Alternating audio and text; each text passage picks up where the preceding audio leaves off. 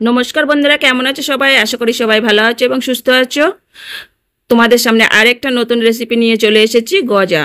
প্রথমে গজা বানাতে আমি 1 বাটি ময়দা নিয়ে নিয়েছি। তারপরে দেখো, ময়দাতে আমি কিছুটা পরিমাণ সাদা তেল দিয়ে দিলাম। তোমরা চাইলে এখানে বাটার কিংবা ঘি দিয়ে দিতে পারো। দিয়ে ভালো করে তেলের সঙ্গে ময়দাটা ভালো করে মাখিয়ে নিতে হবে। মাখানোর পরে হাত দিয়ে মুঠো করে দেখতে হবে যে আটাটা এরকম দলা পাকিয়ে গেছে কিনা। যদি দেখো দলা পাকিয়ে গেছে তাহলে বুঝবে যে আটার ময়ামটা ভালো করে হয়ে গেছে।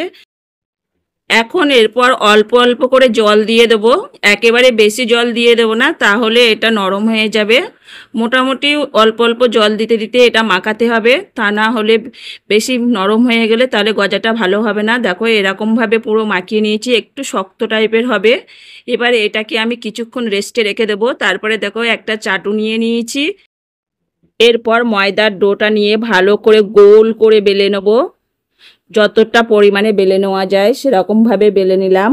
তারপরে দেখো একটা ছুরির সাহায্যে মাঝামাঝি কেটে নিলাম। এরপর একটার উপর আর একটা দিয়ে দিলাম, দিয়ে কানাগুলো ভালো করে চেপে চেপে জুড়ে দিতে হবে, তা না হলে গজা ভাজার সময় খুলে যেতে পারে। এবারে দেখো ভালো করে জুড়ে দেওয়া হয়ে গেছে। এবারে আবার এটাকে ভালো করে বেলে নিতে হবে। যতটা সম্ভব বেলে নেওয়া যায় ততটা বেলে নিলাম। নিয়ে তারপরে একটা ছুরির সাহায্যে আবার এটাকে কেটে নিলাম। কেটে নিয়ে তারপরে একটার উপরে আর একটা দিয়ে দেব। দিয়ে আবার কানাগুলো ভালো করে জুড়ে নেব, তা না হলে আবার বলছি যে গজাটা ভাজার সময় খুলে যেতে পারে। সেই জন্য ভালো করে জুড়ে নিলাম। তারপরে আবার এটাকে বেলে নিতে হবে। এইভাবে 5-6 বার কেটে নিয়েছি এবং একটার উপর আর একটা দিয়ে বেলে নিয়েছি। তারপরে এবার দেখো, আর এবার আমরা কাটবো না, এবার জুড়ে নেব। সমস্ত কানাটা জুড়ে নিচ্ছি। জুড়ে নেওয়ার পরে এবারে হাত দিয়ে এটাকে আমরা একটু গজার শেপ দিয়ে নেব। গজার শেপ দেওয়া হয়ে গেছে। এবারে দেখো ছুরি দিয়ে এটাকে আমরা পিস পিস করে কেটে নেব। গজার দেখো এরকমভাবে আমি কেটেছি। তোমরা চাইলে এর থেকে একটু বড় সাইজেরও কাটতে পারো। আমি এরকম মিডিয়াম সাইজে কেটে নিয়েছি। সমস্ত গজাগুলো কেটে নেওয়া হয়ে গেছে। এবার দেখো গজাগুলো কত সুন্দর দেখতে হয়েছে। এবারে কড়াইতে চলে আসলাম। 1 বাটি চিনি দিয়ে দিলাম। চিনিতে 1/2 বাটি জল দিয়ে দিলাম।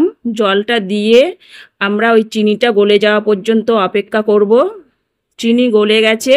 তারপরে ওই চিনির শিরাটা নিয়ে হাতে করে তোমাদের দেখতে হবে যে হালকা এরকম তারের মতো হয়েছে, তাহলে বুঝতে হবে যে চিনির শিরাটা পারফেক্ট রেডি হয়ে গেছে। চিনির শিরাটা নামিয়ে নিলাম। তারপর কড়াইতে পরিমাণ মতো তেল দিয়ে দিলাম। তেলটা গরম হয়ে যাওয়ার পরে এবার আমরা সেই গজাগুলো এক এক করে ছেড়ে দেব।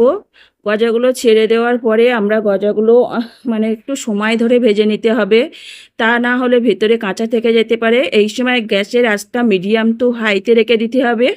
রেখে দিয়ে একটা একটা করে উল্টে পাল্টে এই গজাগুলো লাল করে ভেজে নিতে হবে। দেখো সবে হালকা লাল রং ধরে এসছে।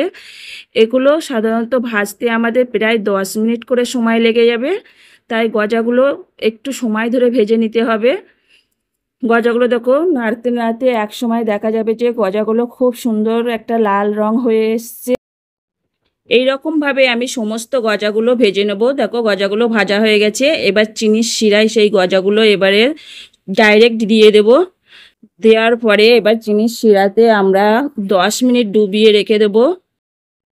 গজাগুলো রসের মধ্যে দেওয়ার পরে এবার গজাগুলো আমরা একটু ভালো করে নাড়িয়ে চাড়িয়ে নেব। আর দেখো বন্ধুরা, গজাগুলো রসের মধ্যে দেওয়ার পরে গজাগুলো কত সুন্দর ফুলে উঠেছে আর কালারটাও কত সুন্দর লাল হয়ে এসছে। আমি এখানে 10 মিনিট ডুবিয়ে রেখেছিলাম, তাই গজাগুলো এত সুন্দর হয়েছে। এই রকমভাবে সমস্ত গজাগুলো আমরা ভেজে নেব। ভেজে নিয়ে তারপরে এর রসের মধ্যে গজাগুলো দিয়ে 10 মিনিট ডুবিয়ে রাখবো, তবেই আমাদের গজাটা পারফেক্ট হবে। আর বন্ধুরা, তোমরা অবশ্যই এইভাবে একবার বাড়িতে গজা বানিয়ে খেয়ে দেখবে। দোকানের গজা থেকে বাড়ির গজা খেতে ভীষণ টেস্টি হয়। আর বাড়িতে খুব কম সময়ে এবং তাড়াতাড়ি এটা বানিয়ে নেওয়া যায়। আর এটা সাধারণত বাচ্চা থেকে বড়রা সবাই খুব মজা করে খাবে। আর গজাগুলো তোমাদের একটা তুলে তোমাদের দেখাচ্ছি গজাগুলো কেমন হয়েছে। দেখো কতটা রসে ভরপুর হয়েছে, একদম টস টস করছে রসে। দেখো কত সুন্দর হয়েছে। যদি এই রেসিপিটা ভালো লাগে তাহলে লাইক, কমেন্ট, শেয়ার এবং সাবস্ক্রাইব করতে ভুলবে না। সুস্থ থাকবে, ভালো থাকবে। দেখা হচ্ছে পরের কোনো ভিডিওতে। Bye bye.